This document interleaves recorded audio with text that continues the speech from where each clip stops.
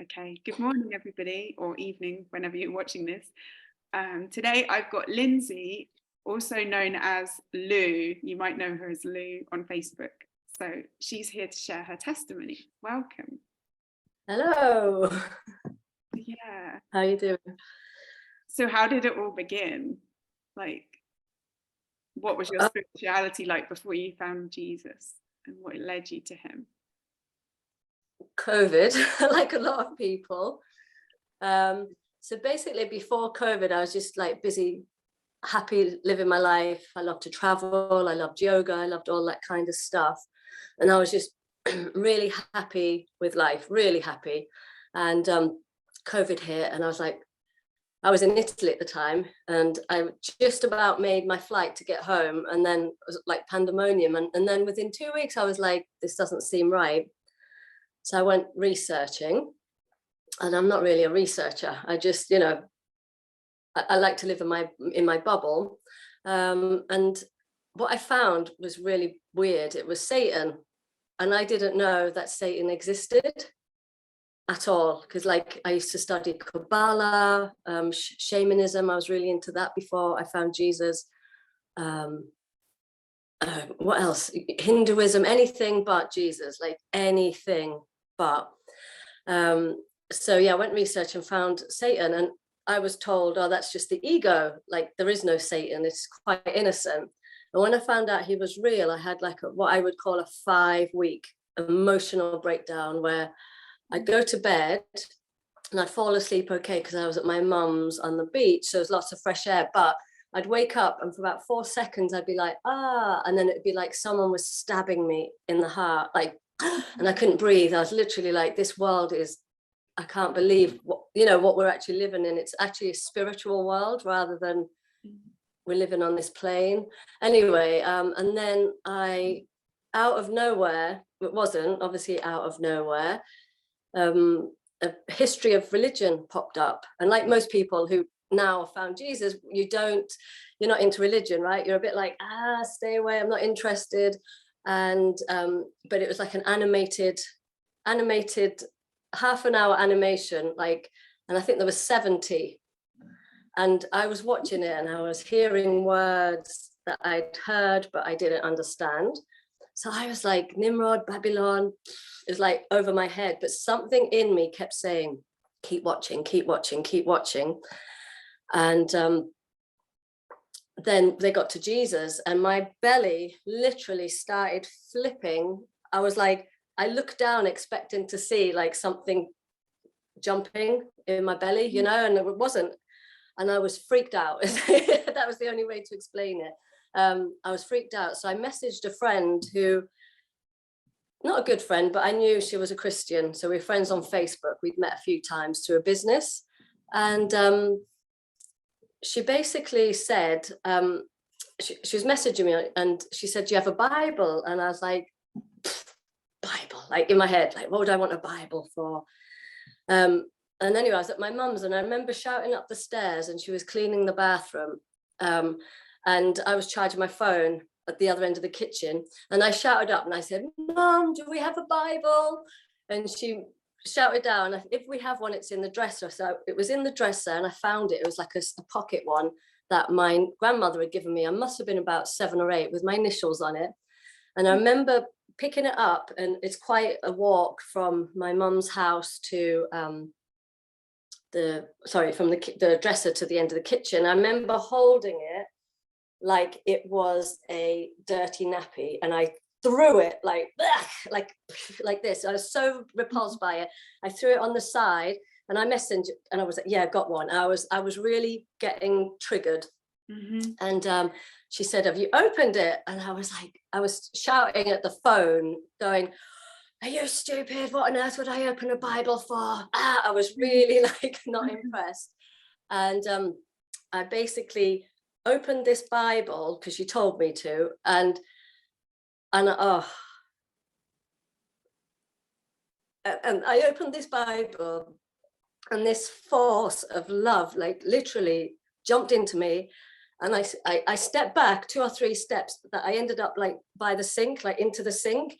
And I just stood there in this kitchen going, whoa, what was that? I had no clue what it was. And all I knew is that it was amazing. And it really, obviously, it makes you emotional, doesn't it? Thinking back to this moment when Jesus just comes for you, like he snatches you out of all this deception and this world. And I just stood there like with a big grin on my face going, oh, I am so in love. And I don't know what with, like, it was amazing. And I just remember going, wow, that was, I don't think I even messaged my friend back. I think I literally just went to the beach, took the dogs to the beach. But it was like I could see differently. It was like everything was clear. I looked at people very differently. And it was like almost overnight, I realized all the things that I'd wanted, I'd been previously searching for, you know, like I was very into spiritual stuff. And I wanted this, I always wanted that. And it's this, I want this. And oh, I've got to do this. And it's all money, you know, it's all this. And you're never satisfied, are you? Because it's always, there's the next thing. Oh, but no, if I get this. And basically, I kind of woke up the next day and I just went, I have got to know who this Jesus dude is. That's what I called him, this dude, right? And I was like, I have to know who he is. And I have to know about this Christianity, because as I said, I studied Kabbalah for 4 years. I was into Hinduism. I studied Vedic Astrology, and I thought that was my purpose. I loved it. And when this happened, it was just like, it all dropped. Like literally, I was like, whoa, but I didn't realize at the time, you know, it was just, I just felt very clean from the inside. And then I was at my mum's during lockdown, and I think I went back beginning of August. So this was June, beginning of June. So I had this whole process. I didn't say anything to anyone. I was just like, wow. It was almost like being born, and you're like, but you're not born as a baby, you're born as an adult, but you're like, look, I can touch this, I can taste this. It was, I guess if you're born again, you understand this experience. It was amazing. And then I came back to London in the August, and I was like, I've got to get a Bible. So I found a Bible, I read it from front to back. I think it took 9 months. I was like an hour every day. And it was like, it jumps out, it's like so alive, and it speaks to you, right? It's like, so if I'd ever tried to read the Bible before, which to be fair, I hadn't, but like when you're younger, it's just like reading cardboard, isn't it? It's like, there's nothing to it. It's like, oh, how boring is this? There's no relevance to it. And yeah, so that happened, and I came back, and then I got to Deuteronomy 18, 10, 12, where it talks about all the things that anger God. And I realized I'd done all of them, you know, like I was, and it was possibly then when I was just like on my hands and knees, like, forgive me. I had no idea that, you know, I thought I was a good person. And I wasn't. I really only good in my own eyes, and good compared to, say, tyrants, you know, or murderers, or, you know, people who went out robbing banks, but I wasn't a good person. So yeah, for anyone listening, I'm sorry to interrupt you. Deuteronomy 10:12, what does it say is bad? Like I'm sure people are listening saying, what does God hate? Deuteronomy 18, 10, 12. Okay. Yeah. It says, I've got to put my glasses on. This has just happened since last year. 10, 12. There shall not be found among you anyone that puts his son or daughter through the fire. Okay, I didn't do that. Uses divination, observers of times, an enchanter or a witch, or a charmer, or a consulter with familiar spirits, or a wizard, or a necromancer. So I think that someone who talks to the dead. So I used to do all that. Yeah. I used to do spiritualist churches. Shamanism. I was big into shamanism before. Right before lockdown. Basically what had happened was I come back and I read that, and I got rid of 26, you know, like the massive big bin bags, 26 bin bags of stuff, went through my whole flat, got rid of all my yoga books, all my astrology, all my, wow. I mean, I used to do yoga kids classes. I realized this is bad. My Vedic astrology, not good. Kabbalah, I had 20 encyclopedia. I used to fill 2 of these shelves of encyclopedias of the Zohar, which cost, I think, £180 on sale, you know. So I got rid of everything, 26 bags, and it was like all my yoga mats, all my dream catchers, all my yoga clothes, anything, you know, like all these little trinkets you collect from all my travels. And basically I just got rid of all of them, and it was this sense of lightness, just utter lightness, like cleansing, you know. And then from then on, like, basically I just was reading and watching as much as I could about Jesus, Christianity, and it hasn't stopped. It's like it doesn't get boring. It's like I want more. So that was it in a nutshell. But yeah, very into like the occult beforehand for years, and I had no clue, like literally no clue that this was not of God. I really thought I was searching for God, you know. So yeah, that's it. For anyone watching, like, because I've never really looked into Kabbalah, like, what is that, and why would God think that it's not a good thing? Kabbalah is really strange, I've got to be honest. And I'll tell you what's happened to me as well since I had this encounter with Jesus. So it's not like I went looking for him. He literally jumped in me and changed everything. It's like he's numbed my brain to the past. Like I can't, you know what I mean? Like, yeah, past is so over there. So I'm not sure I'll be able to explain this as good as I would have like 3 years ago before I met Jesus. But Kabbalah's like, it's Judaism, a mystical Judaism, which they claim has got nothing to do with Judaism. So it's really weird because they celebrate Yom Kippur, they celebrate Rosh Hashanah, they celebrate Purim, every Jewish holiday they celebrate. It's totally Jewish, but they'll tell you, oh no, it's not Judaism. And they say that their book, the Zohar, is based, I'm not sure it's based on the Bible. Like Jesus is not mentioned at all in it, but they will mention the Bible. And it's all about light. You're a vessel. So you're like, God is light, Lucifer, right? God is light. It's the creator, and we're like his vessels. And we've got this cocoon in life, which means that we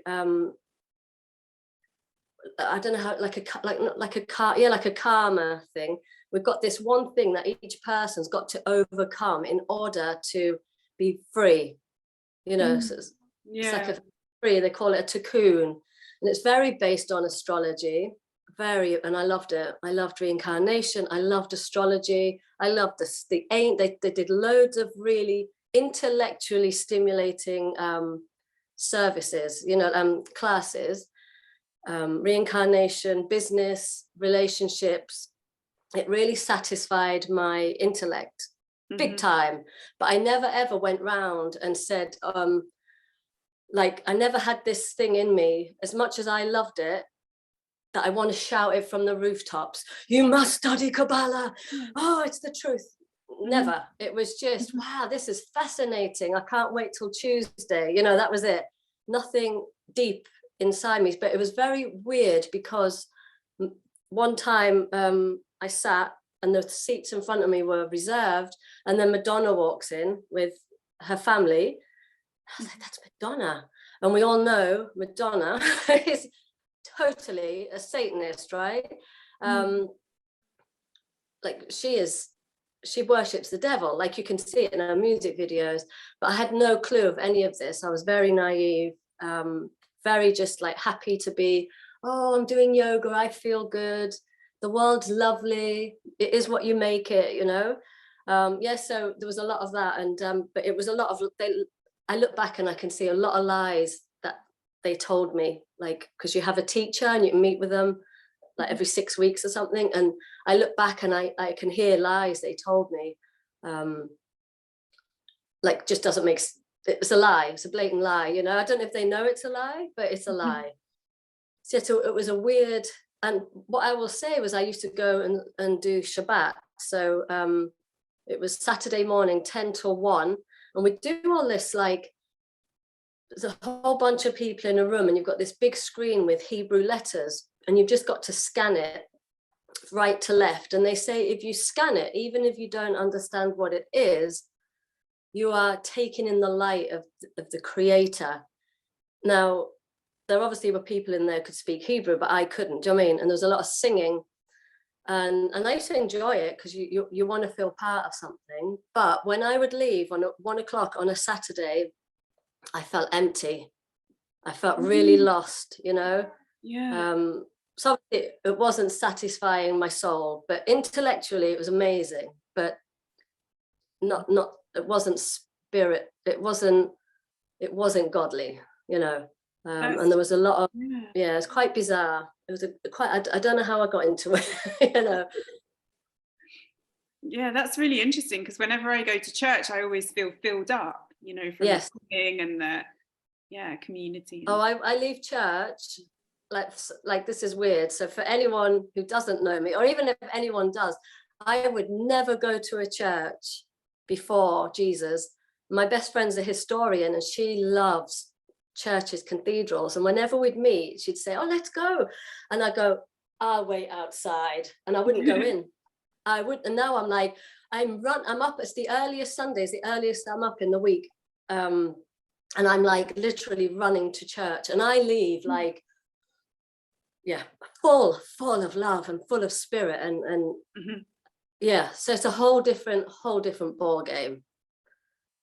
Yeah, and yeah, it's really interesting. Like, I can really relate to how you felt about the Bible. Like, I also felt that, you know, when you first held it and it was like, it seemed disgusting, because I think that's what we have. Like, I had that my whole life, like all the Bible, and then yeah, and that, like, it sounds amazing that you were like literally transformed, I guess, from not even reading it, just from opening it.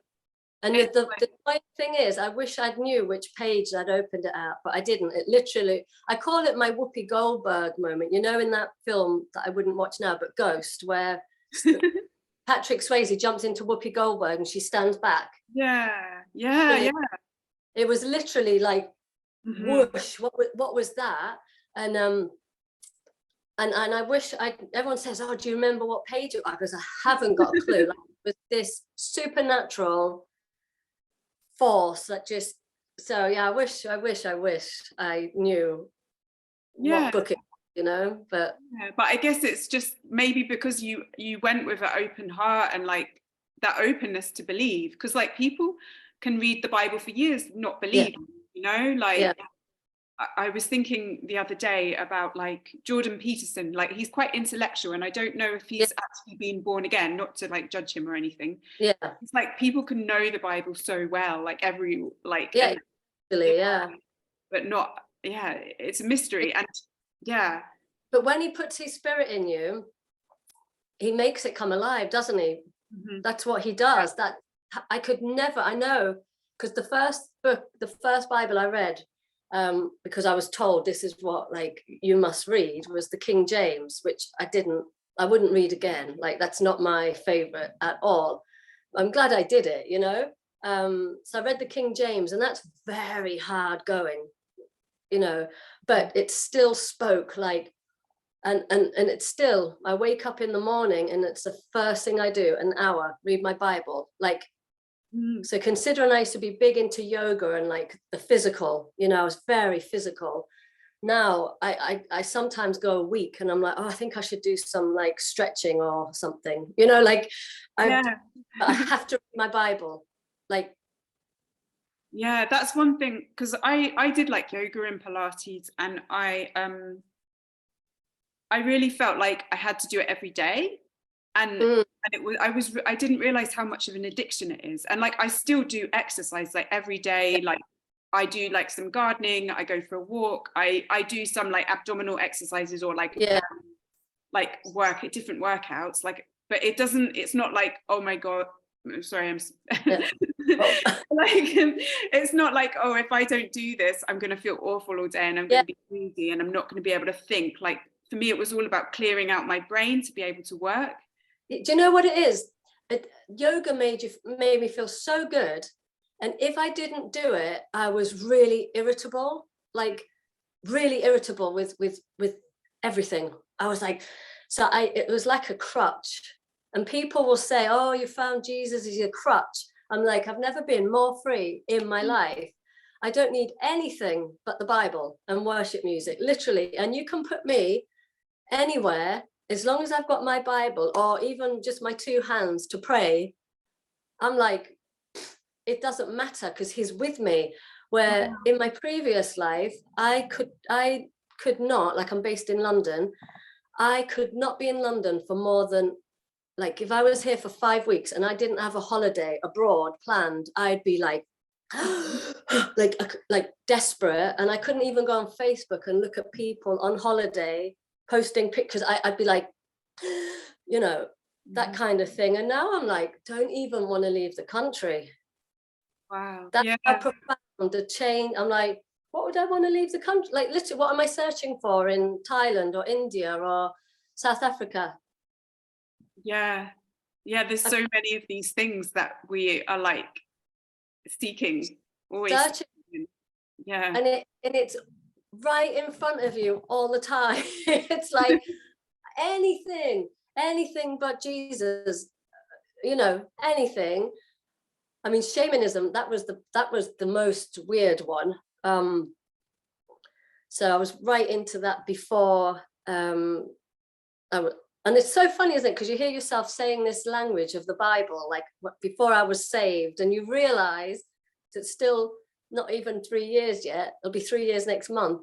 I still know how weird that sounds to someone who hasn't experienced Jesus, right? But before then, I was really into this like shamanism, like ayahuasca, basically. And I don't know if you've heard of like Akashic cord cutting. Is that something I've heard of, the Akashic records? Is that? Yes, basically. And I had a really experience with this. This really makes me know that this is so bad. But you just go along innocently thinking you're helping yourself in life, right? So I had an ex-boyfriend that I broke up with him, and he would not leave me alone. He was just, no, it's going to work. I was like, we're done, you know, we try to stay friends. And it just got the point where I was like, all right, I've had enough of this. Do you know what I mean? And I met someone who said, oh, you need to get your cords cut. You've obviously got soul ties. Mm-hmm. Mm-hmm. Anyway, I went to this woman, she did a reading, and she said, oh yeah, you've and I laugh now because it sounds so ridiculous, but at the time I was like, oh wow, amazing, like totally thingied into it. That she said 8 lifetimes ago, he was my son and he was handicapped or something, and I was in a village and couldn't go anywhere, and so that's the soul tie, and that's why we can't separate, you know, like. So I told him, and he just laughed at me, and I was like, well, I'm doing it anyway. And this woman cut these, like spiritually cut these ties, and now this boyfriend of mine was the most happiest, unoffended person you could ever meet, right? Never ever was down. He called me about, I don't know if it was, I did that in the morning, I think he called me about 5 p.m. that day, suicidal. Literally, like, I want to kill myself, I can't like literally. And I was like, oh my goodness, what's happened? That's when I told him what I'd done. He's like, what have you done to me? And I was like, well, it's your own fault. Like, I blamed him. It's your own fault. You should have just let me go, you know, this kind of thing. Mm-hmm. But I had to be on the phone with him almost all night to stop him doing anything. And he's still to this day not right. Oh. And now he goes, see, you did black magic on me. And I was like, well, and I really am upset about it. And I said, yeah, but I didn't know. I thought I was doing what was best for me, because New Age, which I didn't know I was in, is all about how you feel, isn't it? Mm-hmm. It's all you. It's like, oh, I don't feel good about this, so I need to cut these, you know, to get rid of you, without any consideration of the other person. So I'm still in touch with him every now and then. And he's still like, he still brings it up, and I'm really sorry, because I thought it was a good thing I was doing, and it wasn't. Really bad, you know, suicidal, like serious. Oh, it was horrible. Yeah. So yeah, and you realize how dark this light, you know, it really is, because And it's just, there'll always be some kind of excuse made for it, like, oh, you now he's working through his stuff, and yeah, you know, like, yeah, it's his cocoon, it's his karma, it's his journey, it's his this, and it's like, no, it's just demonic, yeah, you know. So I just like to touch upon the ayahuasca, because I know after I stopped doing it, people were asking me for the number of the lady I used to do it with, and I couldn't give it to them. I was like, no, this is not good stuff. But when I was doing it, I loved it, like everything in the new age, you know, whether it's Reiki or yoga or any weird thing, you know. I mean, not that yoga is particularly weird, but you just go off on all these tangents, don't you? Oh, I like the look of that. I like the sound of that.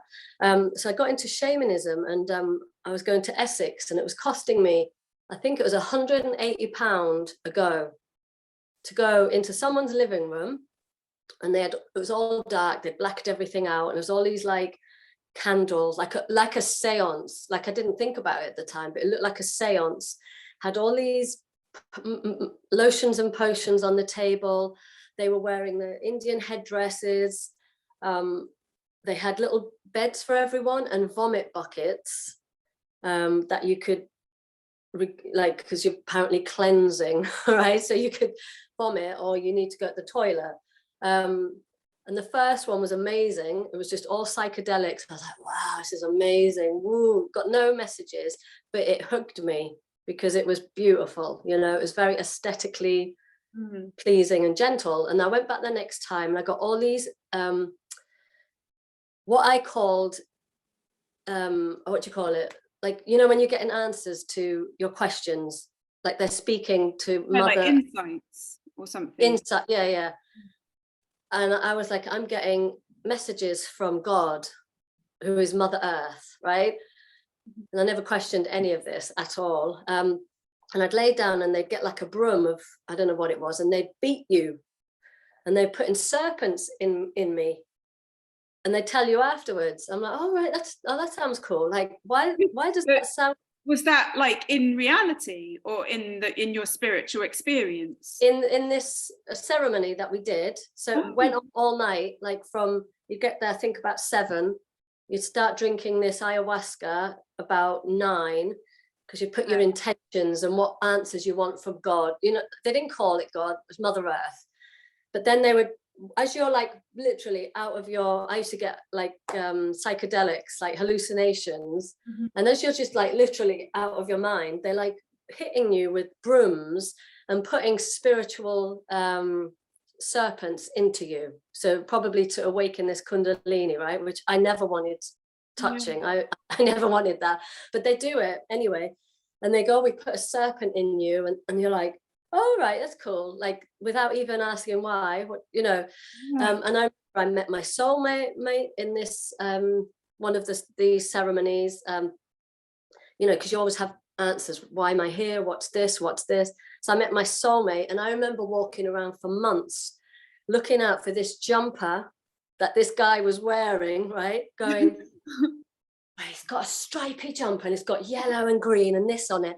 And I was convinced I knew who he was, because he had a similar jumper. And it really thingied my head that I knew who my soulmate was, and he was on his way. And it was utter rubbish. Do you know what I mean? Like, it was utter rubbish. But these ceremonies, I did, I think 5. And it cost me almost £1,000, almost £1,000 to get beaten with a brush, to taste this horrible tasting liquid, and to just basically be taken over by, because they call it's the spirit guide. And I didn't question, is this a good spirit or a bad spirit? Because I didn't know there was a difference. I thought it was all good because I was in my happy yoga bubble. And so after I found out, especially reading Deuteronomy, and I just went research, I was like, these are bad spirits. And people are doing this thinking they're helping you to get answers to life's questions. And it's very disturbing when you realize, one, what you've put yourself through thinking you're doing good, and two, how much you've offended and upset God. You know, it's because he was not happy with any of this. Yeah. So I'm so grateful that lockdown happened, because I couldn't do anymore. And then 3 months in, Jesus appeared, and then it was like, now Bible costs what, under £20? Worship music's free, prayer is free. Yeah, it's a huge money saver, isn't it? I'm like, I only work like 17 hours now because I don't have a lavish lifestyle where I need to travel and do all these ceremonies. I'm like, cool. Yeah. Total life, honestly, it's a total life changer. And it's just so sad, because you try and share it with people. And I understand, because if anyone had tried to talk to me about Jesus 3 years ago, I'd have been like, what relevance has that man got in my life? Do you know what I mean? Mm-hmm. Because you're so, I think, full of, it's almost full of ego, isn't it? Like, I remember doing all these spiritual things and thinking that I was kind of doing important things. You know, someone would say, oh, what did you do last weekend? You know, and I go, well, I went to Essex and I did ayahuasca. You know, it makes you feel this sense of like pride, doesn't it? That you're really up to big things in life when you're not. Really wasn't. I really wasn't up to big things, but you just think you are, because it's so exciting and so enticing. And then when you realize, when you have the encounter with Jesus, that as I said, not looking for, it was the last place I was looking for enlightenment, you know what I mean, or my spiritual life to go, you're like, wow. And it's just so black and white, isn't it? Yeah. It's so life is so easy now, that you're not chasing your own tail, basically. Yeah. That was that. Yeah, I'm just thinking, for anyone reading, like, I love hearing about these powerful experiences where you just open the Bible and then it was like you were instantly born again. It was amazing. And it's funny because people say, oh, you've got to be baptized, you've got this, you've got to accept. And I go, he just came for me, like he just come out of heaven, got me by the scruff of the neck, shook me and went, you're mine. And I think every day, every day I wake up and I'm just like, I just lay in bed for ages now going, I love you, thank you. And I get really like, not upset, I cry a lot, but it's this like desperate love. It's like the most desperate, beautiful, powerful, unconditional love that you can't get anywhere else, you know. And that he just literally just it was like he just grabbed me, went, I'm having you, out of that nonsense, you know. And you're like, I just can't imagine, I cannot imagine now life if I didn't have him. It's just, it's like, it's unbearable, do you know what I mean? To think that you could have just kept going in all this deception that Satan wants to keep you away from Jesus. Yeah. It's literally, I mean, I was always told, oh, you must have gratitude. And I was like, yeah, whatever. And I found it really hard to have, not that I was ungrateful, but I was just like, I'm too busy doing yoga to be grateful. You know what I mean? Like, yeah. But now the gratitude just seeps out of every vessel in my body of, you know, he knows how many hairs are on our head. He created us before we were formed in the womb. It's like, wow, you know, it blows my mind. It blows my mind, honestly. Yeah. Yeah, the whole idea of having a gratitude practice. And I remember like trying it, like maybe with journaling and things like that. And it's just like, and you try and make it regular. Like I used to try and make it regular. Yeah. And then it's like, well, if you're not saying thank you to someone, like how can you cultivate this gratitude and do it regularly if it's not like, you know, you I don't know, like for me, like, I don't know, looking around at the beauty of the world, or like when I've had a struggle with work and then sometimes something happens or he brings someone into my life, like then I'm really grateful because I see it really was him that did it, rather than being just, oh, I must feel gratitude, but I'm saying thank you, but you too. Yeah, like it's like like it used to be like you're forcing yourself to find gratitude. It wasn't within. Mm-hmm. It was like something you knew you should do, but okay, and now it's just a natural outpouring of the love of God that is, yeah, it just never gets old. Like, but do you find though, because what I wish more than anything, and I know I can't, and I know we come to Christ through our experiences, and then we can share those experiences with other. But my biggest, and I don't ever do regrets, and I can't regret it because it's not how we wanted it, but I so wished I'd met him 20 years ago and had done my life right, instead of, like, just, I never got married. I was always too busy, like, oh, this is fun, oh, lots of boyfriends, that kind of thing, but just very like, I meet someone in Thailand, or I meet someone in India, and and then I'm like, okay, bye then, because there was no, I don't know, I didn't see a need. And now I'm like, wow, I've missed out on this whole amazing kind of Christian life, which I never would have wanted. Like, it used to be like, oh, that's the most boring thing, and now that would be the one thing, if I could do life again, I would, I would be like, that that's what I would want, to do it right, because at the end of the day, all these experiences, like, people always, you go, what have you been up to? Because I was always doing something exciting, and now I'm like, apart from like this kind of conversation, I don't even want to think about it. It meant nothing. Do you know what I mean? It was like nothing, like, ugh. So yeah, that's, do you feel that though? Like, oh. Yeah, I don't know if I feel regret, but sometimes I do have those kind of like what if moments. Yeah, it's not a regret. Yeah, like because the reason I moved abroad, it was like 17 years ago, and it was when I was in a meditation class, and it's like my brain kind of cracked open. Like, I wasn't happy in my life. Yeah. I sort of projected it on where I was living, because I was living in Scotland, and it's like very dark and rainy. And then I just had this thought in meditation class, like, I need to move abroad, or I need to have an adventure. And then I've never gone home. And so I do, because I feel quite homesick. And it is when you've lived abroad so long, and you like maybe see your family 2 or 3 times a year, Yeah. old friends, it does change things a lot. And so I wonder, like, where did that message come from? Was that God sending me an adventure and eventually I'd get saved? Or was it like that wanting more, like wanting an adventure? Because I realized how dissatisfied I was in my life, and how, like, even if you're the kind of yoga meditation person, it's not all about the material or the experience. I think until you find Jesus, it still seeps in. Like, if I go to this place, I'll be happy. If I do. And and it's always searching happiness, isn't it? And the ironic thing is, like, I used to be very happy, or then I'd be quite low. There was never really like this, and now I'm more on the happy side, to be honest, but I'm more just like, and then there'll be times I'm like, oh, and then it'll be like, but it's just like this, and it doesn't matter where I am, who I'm with, almost. It's just, he's here. That's it. He is here, and filling me with his love and his grace. So nothing matters anymore.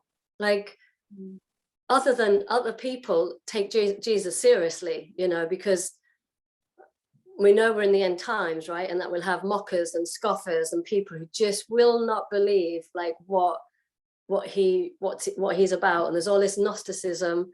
You've got all these religions and every single religion, has Jesus in it.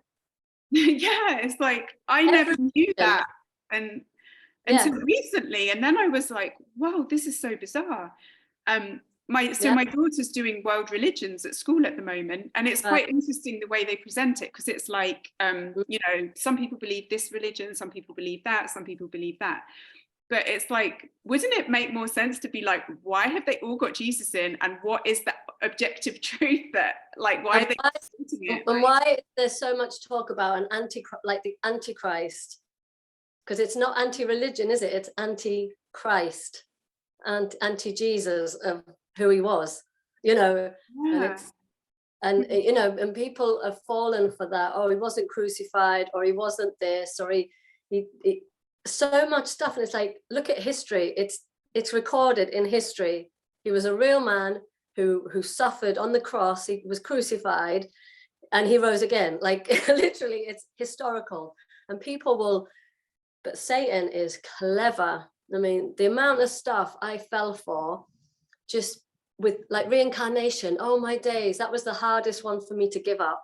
I loved reincarnation with a passion, like, wow. But then you think about it, it's like, well, who decides what you're going to be reincarnated into? Do you know what I mean? Who decides like whether you've been good enough to be a human, or who determines if you haven't been good enough to come back as a bug? Do you know what I mean? And then if you're a bug, how are you ever going to get back up to a person? And like all these questions, no one ever presented with me to me. And I just totally went, oh, I like this idea. This resonates with me for no other reason that it just resonated. Do you know what I mean? And what I'm most upset about though is that I've known Christian people and they've never shared the gospel with me. Yeah. And it's like, and I know people don't want to know, like people will take that there's heaven. People don't want to know that there's hell, and that it is so real. And I'm like, oh, you are just quite happy to let me go to hell because I was enjoying my life. Like I look now and I'm going, doesn't matter, this life doesn't matter. It does not matter. Like it's eternity what matters, you know, that's what matters. But as he says, if you give your life for me, no, was it what he says? If you don't give your life, you lose it. And if you give it for me, you get it back, you know. And it is so true, because I've given up everything. I'm not interested in men. I'm not interested in traveling. I'm not interested in anything but learning about Jesus. Like there's nothing that interests me at all anymore. That's it. That's all that's interesting, and sharing the gospel, you know, because people didn't share it with me. And I'm like, wow, thanks for nothing, you know. So at least if all people need to know is just take it seriously, you know. Take it seriously. There's not like a whole bunch of like, how many of us are on, you know, on Facebook now who have had the same experience during lockdown, from the New Age to Jesus. You know, when there's something in it. Yeah. You know, we woke up one day and went, oh, this lockdown's drove me mad. I think I'll just now become a Jesus freak. That's not what happened. It's like literally it's supernatural and it's life-changing, you know, and you just can't help but, and every day is like a new day, isn't it? Like you wake up like, hello. Yeah. So I just wish people would have told me, but that's why, and obviously that's what we're commissioned to do, is to share. But I just want people to take Jesus seriously, because it's all documented. If you read the Bible, it's a historical book, you know. It's not like, it's historical and it's all verified, you know. It's archaeological records prove the whole Bible, you know, and a lot of archaeologists have come to Christ just by being an archaeologist, because they're like, wow, the proof is like, it's undeniable, you know. So that's my hope, is that just people take him seriously while they're alive, because once you're not alive, there's no way back. You can't go, oh, I was wrong, you know, and I've changed my mind, you know, and like that's it. Yeah, I guess we can, we can think, oh yeah, maybe there's a way after death, but because what the Bible says is, because what Jesus says is like, I'm going to paraphrase now, but it's like, get away from me, I never knew you. Because depart from me, I never knew. Can you imagine? That would be the worst thing ever. Depart from me, I never knew you. And sadly, there's a lot of Christians in church and that just go to church and then live their life how they want. They don't follow Jesus. They don't read the Bible during the week. You know, they don't follow the commandments, you know, all these things that you're told to do. And the difference is, though, when you are given his spirit, you want to do that. Like, there's no way now I could ever want to do anything that I knew displeased him. Doesn't mean I don't, because, you know, I'm human, but I could never bring myself to do something just for a momentary ounce of pleasure. Never. It's like beyond comprehension, you know. Yeah, so I just want people to just take it seriously, because it's real, and it's beautiful, and it's scary at the same time to think of not having him come for me like that, you know. Yeah, and I'm just thinking for everyone reading that, because I know that watching this, like when we open the Bible, we don't always have that supernatural experience. And I know, like, I can't say when I was saved. Like, I know some people like, oh, I was saved on such and such a day. Yeah. And I don't know that for myself. So if you're listening to any of these testimonies and it's not like super sudden, like just like keep the faith. It's everyone that believes in Jesus, that he was the Son of God and that he rose from the dead and is open to believing that is saved. So it's nothing special, like, or unique. It's just sometimes some people need to have that big supernatural experience, and then others, God comes in all different ways for different people. So I think I did need that, because I'm really like I need a slap to make me like, because I used to just be in la la land, I think, like dreaming about stuff, and you know, and it's like I needed this is real, you know, like. And I think if I just got little, for me personally, if I just got little hints and that lasted months, I don't know where I'd be, you know, because I'm like, you know, I'm too here, you know. I was used to be so in my head, and people go, well, can you live from your heart? And I'm like, well, how do you do that? I don't know how to do that, you know. Now it's all here, and obviously that stayed, but it's here now, you know. It's the heart that's like, just, it's amazing. That's all I've got to say. I wish everyone could experience this. Really, the peace that you get, the joy, I never got connected when I did Kabbalah or shamanism. No matter how many visuals I got of my soulmate or whatever, I never felt like direct ever. It was just searching, you know. It's like all those little breadcrumbs leading you on the trail to like gingerbread cottage or something. But the funny thing is, though, well, people will say, oh, this is just another phase. You're always so passionate about everything. They go, oh, I used to be vegan. You're so passionate. I'm like, yeah, because I didn't, when I found out what happened to animals, I was like, oh my gosh, don't eat that burger, you know, because it was like, I was like, this is awful. And then I'm like, but how is veganism the same as Jesus? Like, or my travel, I was in a travel company and I loved it. But how is that Jesus? Like, do you know what I mean? It's just because I'm passionate about things doesn't mean this is just another stepping stone or another thing. This is the ultimate, that's it, I found it. No more search. I guess maybe in like 10 years or something, they'll start to realize that this one's different. Like, this is not going away. This is like every morning waking up going, oh, wow, you know, thank you, praise God, it's the best thing ever. So all that other stuff, just bye-bye. Like, not even looking, you know, not even wanting to look back at it. And if I ever find something, like every now and then you'll find something like a piece of paper in a book or something that reminds you, I'm like, out. I don't want to know. I don't want to remember what I used to get up to, you know. It was interesting what you were saying also about, like, you felt like there'd been a numbing on your memory, because it's like when we have like other ways to heal, like it's often about going back to the memories and like working through them. And I still don't know, like, is there something in it? Is there not? Like, I feel like we have to have an understanding of our past because it does influence the present. And future. But I also feel like that's that setting free where the baggage, because Jesus is all about killing your baggage, and that's your emotional baggage. He just took it, literally took it all. It was like, whoa, and I didn't know I had baggage. I wasn't a person who had baggage at all, like, but it was like, that stuff was heavy without me even, Yeah. and I just think about how many types of different books I threw out. I threw out something like 9 bookshelves of books without the 2 bookshelves of Zohars.